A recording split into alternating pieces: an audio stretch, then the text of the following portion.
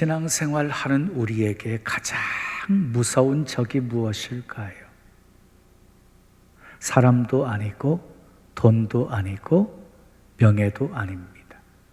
사탄, 마귀입니다. 그러면 사탄, 마귀, 귀신들 어떻게 다를까요? 사탄과 마귀는 같은 존재예요.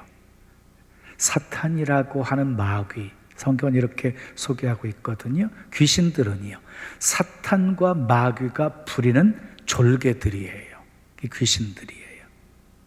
사탄은 하나님의 자녀를 넘어지게 해요. 목적은 결국 죽이고 멸망시키는 것이에요. 그래서 요한복음 10장 10절에 예수님은 이렇게 말씀하셨어요. 도둑이 오는 것은 도둑질하고 죽이고 멸망시키려는 것뿐이요, 내가 온 것은 양으로 생명을 얻게 하고 더 풍성히 얻게 하려는 것이라. 마귀는 도둑놈이에요. 그래서 우리에게서 기쁨도 평안도 행복도 빼앗아가요. 건강과 형통도 빼앗아가요. 욥을 보세요. 사단이 시험했어요. 모든 것 하루아침에 다 빼앗아가요. 말할 수 없는 큰 고통을 경험하게 해요. 가룟 유다를 보십시오. 사탄의 시험에 넘어가서 예수님을 은 30에 팔아넘겨요.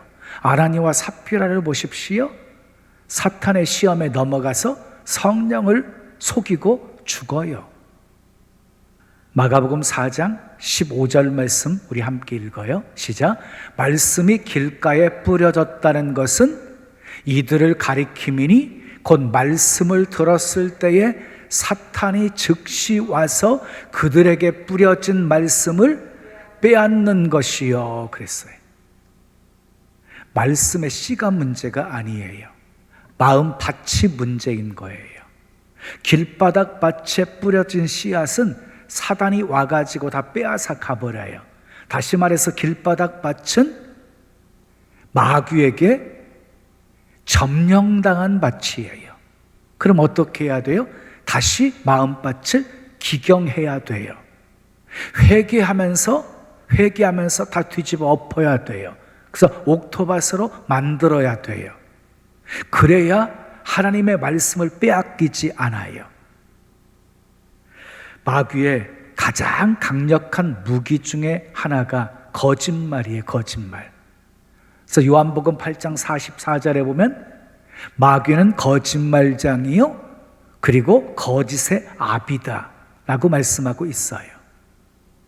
그러니까 사단이 역사하는 곳에 이 거짓말이 횡행하는 거예요. 마귀는 에덴 동산에서부터 거짓말을 시작했어요. 하와에게 선악과를 먹으면 하나님처럼 된다고 거짓말을 했어요. 자, 마귀에게 사로잡힌 이단들을 보세요. 거짓말 너무 잘하지요. 신천지에서는 거짓말을 모략이라는 표현을 쓰면서, 단어를 쓰면서 거짓말로 성도들을 미혹하고 있지요. 또 마귀에게 사로잡혀서 사는 성도들을 보세요. 얼마나 거짓말 잘해요. 거짓말하면서 교회를 어지럽게 만들어요. 성도들 사이를 이간질시켜요. 그러니까 이 마귀의 근본 목적은요, 다 흩어지게 만드는 거예요. 마귀는 택한 백성을 넘어뜨리려고 호시탐탐 쉬지 않고 틈을 엿보고 있어요. 틈을. 사람은 누구나 약점이 있잖아요. 근데 마귀는요, 그 약점을 공격해요. 그래서 이성에 약한 사람은 계속 이성 때문에 넘어지고, 돈 때문에, 물질 때문에 연약한 사람은 물질 때문에 계속 넘어지는 거예요. 사탄은 우리 약점을 너무너무 잘 알고 있어요. 조금의 틈만 보여도 그 기회를 놓치지 않고 우리를 공격해 들어와요. 그래서 오늘 본문에는 마귀에게 틈을 주지 말라 하고 말씀한 거예요. 마귀에게 틈을 주지 말라. 자, 그러나 여러분, 약점이 나쁜 것만은 아닙니다. 약점을 인정하고 훈련하는 과정을 통해서 약점을 극복하면 강한 사람이 되어지는 것이거든요. 그래서 마귀가 약점인 줄로 알고 덤벼들었다가 7길로 도망가게 만들어야 합니다. 아멘. 그러면 마귀는 성도들의 어떤 틈을 노릴까요? 첫 번째 틈, 따라합시다. 말씀을 의심할 때입니다. 창세기 2장 16절 17절 말씀을 함께 읽어요. 시작. 여호와 하나님이 그 사람에게 명령하여 이르시되 동산 각종 나무의 열매는 내가 임으로 먹되 선악을 알게 하는 나무의 열매는 먹지 말라. 내가 먹는 날에는 반드시 죽으리라 하시니라. 하나님이 명령하신 거예요. 동산에 있는 각종 실과의 열매는 이무대로 먹어라.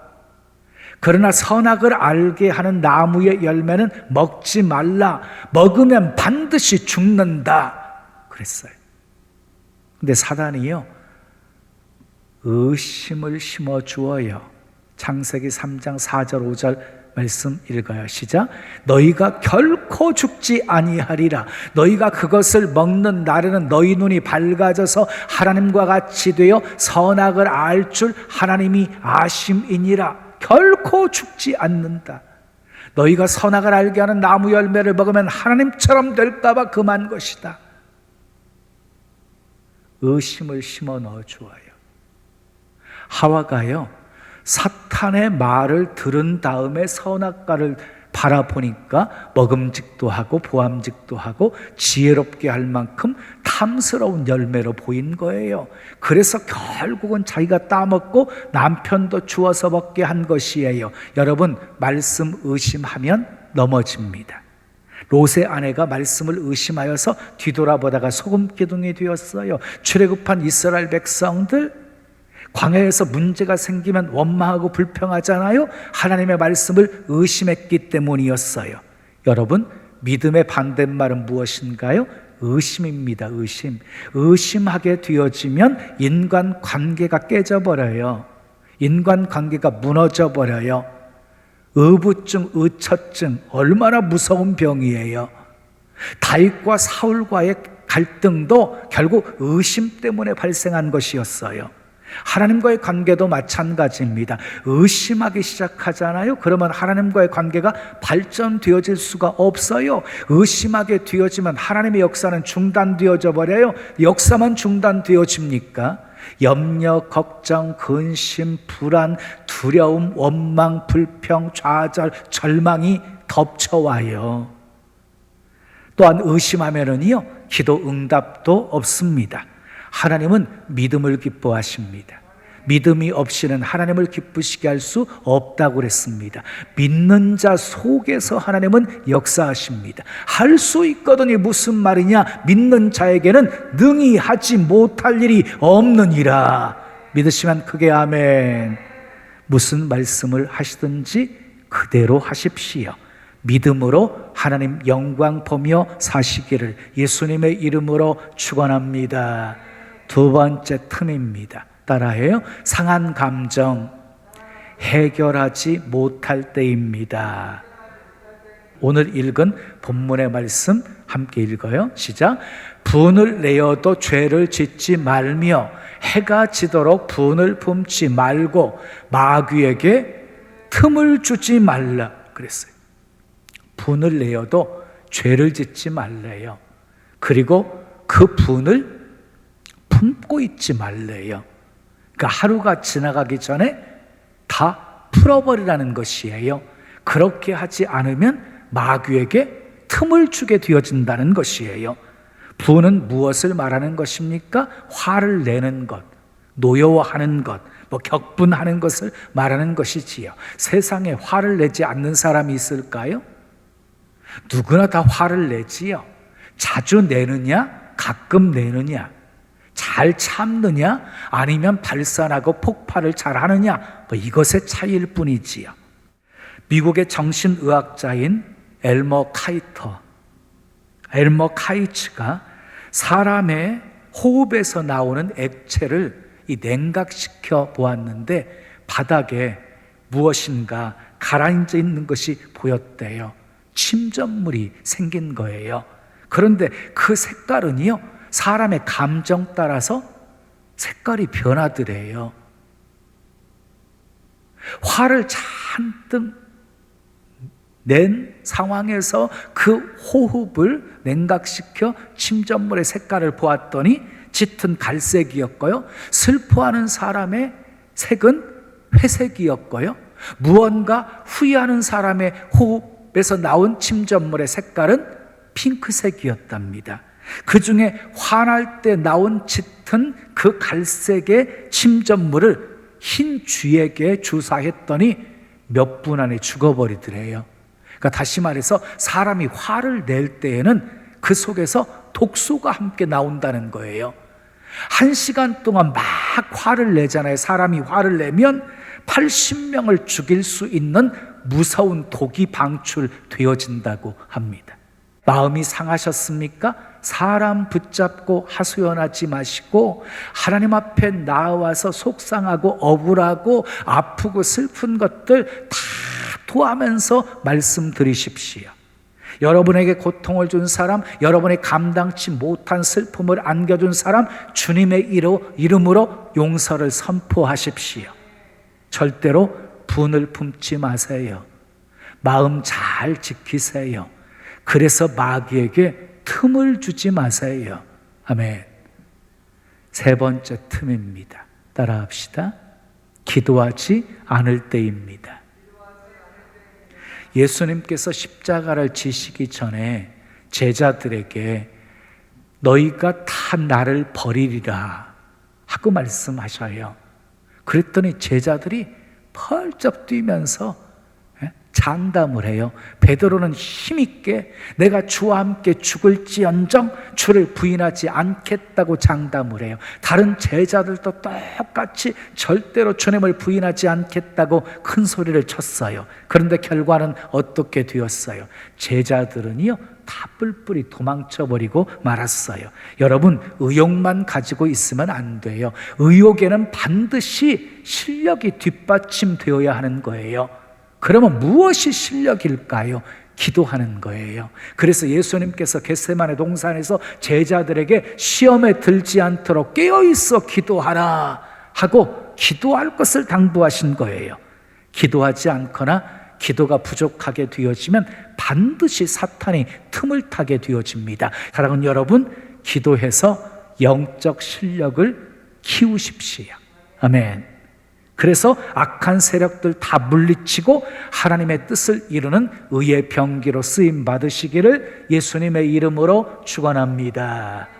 자, 네 번째 틈 따라하겠어요? 시기할 때입니다. 자, 어린 아이들 세계에도 시기가 있고 어른들 세계에도 시기가 있고 여성들 세계에도 시기가 있고 예술계에도 학계에도 정치계에도 종교계에도 시기가 있어요. 블레셋 사람들이 골리앗을 앞장 세우고 쳐들어왔어요. 이스라엘은 위기를 경험하게 되었어요. 근데 그때 다윗이 등장해서 물맷돌 하나로 골리앗을 때려 눕히고 전세를 역전시켜서 대승을 거두어요. 승리하고 돌아올 때 백성들이 환호하면서 사울은 천천히요 다윗은 만만히로다 그러면서 칭송을 해요. 다윗을 높였어요. 그 소리를 듣고 사울왕은 어떻게 반응을 했습니까? 사무엘상 18장 8절 9절 말씀 우리 함께 읽어요. 시작. 사울이 그 말에 불쾌하여 심히 노하여 이르되 다윗에게 만만을 돌리고 내게는 천천만 돌리니 그가 더 얻을 것이 나라 말고 무엇이냐 하고 그날 후로 사울이 다윗을 주목하였더라 그랬어요. 사실 블레셋 손에서 나라를 구한 사람이 누구였어요? 다윗이었잖아요. 다윗의 공로를 인정했다면 불쾌할 이유가 하나도 없는 거지요. 심히 노할 이유도 없는 것이지요. 그런데 그 공로를 인정하지 않으니까 시기가 생긴 거잖아요. 여러분, 시기가 얼마나 무서운 건 줄 아십니까?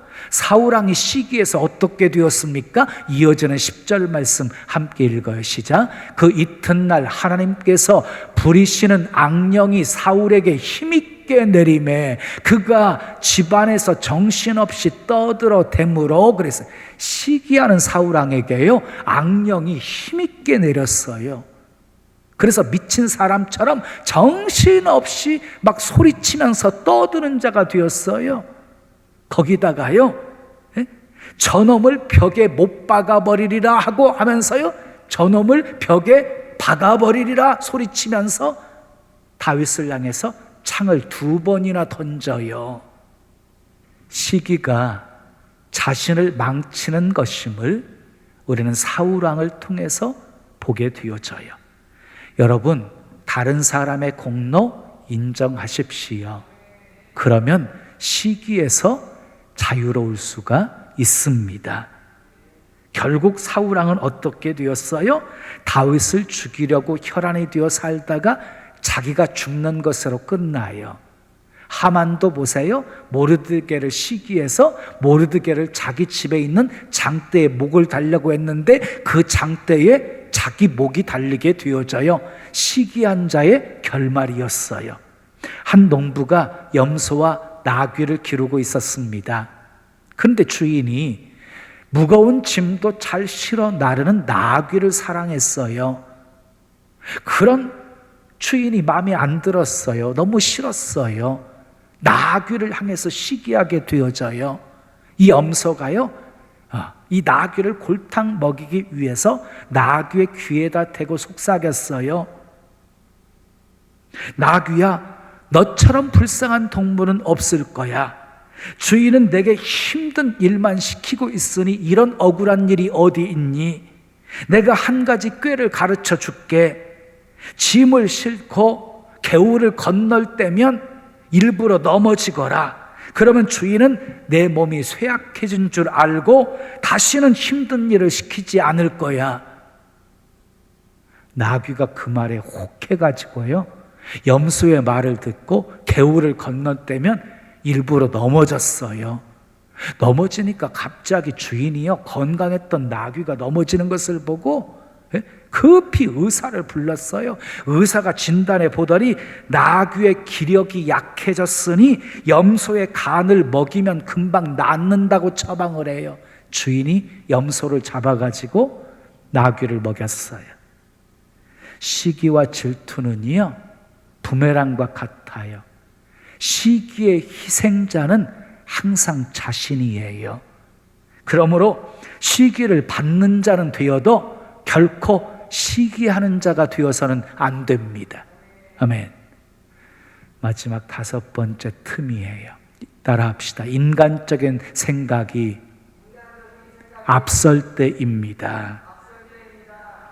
예수님이 십자가를 지시기 위해 예루살렘으로 올라가시기 바로 전에 제자들을 준비시키기 위해서 1급 비밀을 말씀하십니다. 마가복음 8장 31절 말씀 함께 읽어요. 시작. 인자가 많은 고난을 받고 장로들과 대제사장들과 서기관들에게 버림받아 죽임을 당하고 사흘 만에 살아나야 할 것을 비로소 그들에게 가르치시되 그랬어요. 많은 고난을 당하시고 버림당하시고 죽임당하시고 다시 사흘 만에 다시 살아날 것을 말씀하신 거예요. 얼마나 심각한 말씀입니까? 그때 베드로가요 주여 그리 마옵소서 하면서 만류를 해요. 그때 그 말을 들으신 예수님이 갑자기 사탄아 내 뒤로 물러가라 라고 선포하십니다. 그 순간 베드로는 사탄이 되어버린 거예요. 여러분, 이것은요 베드로만의 이야기가 아닙니다. 때로 우리들이 사탄의 역할을 할 때가 얼마나 많습니까? 베드로의 말처럼 예수님이 십자가를 지시지 않으신다면, 예수님이 죽지 않으신다면 어떻게 되어지는 것입니까? 예수 그리스도를 통한 구원 역사는 이루어지지 않게 되는 것입니다. 왜 베드로는 사탄이라는 소리를 듣게 되었을까요? 마가복음 8장 33절에 그 이유가 있어요. 함께 읽어요. 시작. 내가 하나님의 일을 생각하지 아니하고 도리어 사람의 일을 생각하는도다. 베드로가 하나님의 일은 생각하지 않고 사람의 일을 생각했기 때문에 사탄아 물러가라 하는 소리를 듣게 되어진 것이에요. 여러분, 하나님의 일을 먼저 생각하십시오. 아멘.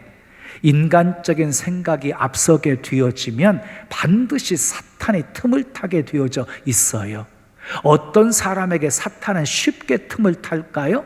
인간적인 생각의 말을 많이 하는 사람, 자기 중심적인 그런 말을 많이 하는 사람, 더 틈이 열리게 되는 것이지요. 여러분에게 묻겠습니다. 교회는 나 중심으로 움직여야 합니까? 하나님 중심으로 움직여야 합니까?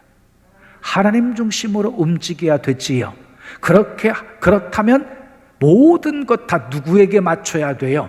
하나님에게 맞춰야 되는 거예요. 또 한 가지 묻겠어요? 인간적인 생각이 그럴듯할까요? 아니면 하나님의 생각이 그럴듯할까요? 인간적인 생각이 항상 그럴듯해요. 이성에서 나온 말들이기 때문이에요. 하나님께서 하시는 말씀들은 뭐예요? 여리고성 하루에 한 바퀴 돌고 7일째 7바퀴 돌고, 그리고 제사장들이 나팔을 불 때 소리쳐 외쳐라, 그러면 무너지리라. 가나 혼인잔치집에 포도주가 떨어졌을 때 하인들에게 명령을 하시기를 항아리에 물을 아구가득 채워라, 그것을 퍼다가 연회장에 갖다 주어라. 이게 하나님의 방법이었어요. 이게 하나님의 생각이었어요. 우리 인간의 생각으로는 이해되지 않잖아요. 그런다고 그 문제가 해결되어지겠어요? 하고 반문할 수밖에 없는 것이지요. 그러니까 항상이요, 인간적인 생각이 그럴듯한 거예요. 속으시면 안 돼요. 우리는 하나님의 일을 먼저 생각하셔야 돼요. 하나님이 기뻐하시는 일인지 아닌지를 생각해야 돼요. 하나님이 기뻐하시는 일이면 조금 불편해도 아멘 해야 돼요. 아멘. 예? 하나님이 기뻐하시는 일이면 내게 헌신을 요구하는 것일지라도 아멘 해야 돼요.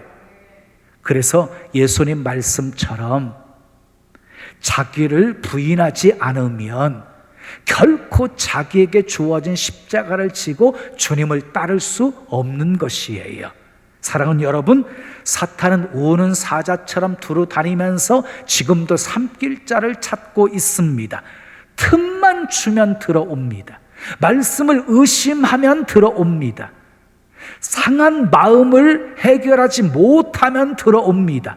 기도하지 않으면 들어옵니다. 시기하면 들어옵니다. 인간적인 생각을 앞세우면 속 들어옵니다. 사탄은 우리의 약점만을 공격합니다.